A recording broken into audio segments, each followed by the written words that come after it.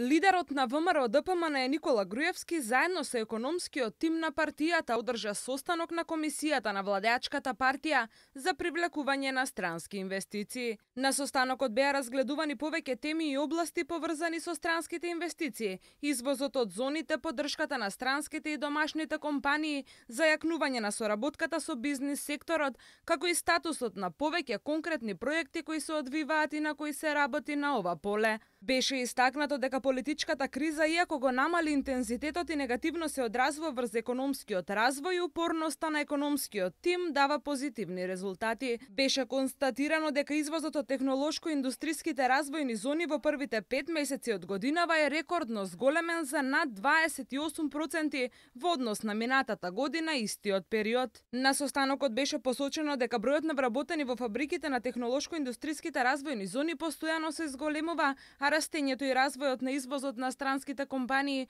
представува и значаен импут и за домашните компании кои соработуваат со нив како добавувачи. На состанокот беше констатирано дека бројката на странски инвестиции во оваа година и покрај политичките турбуленции и нестабилности се движи добро. Минатата година се заврши со 30 странски инвестиции, а во првите 5 месеци годинава има 17 странски инвестиции на компании кои објавиле, почнале со работа или производство.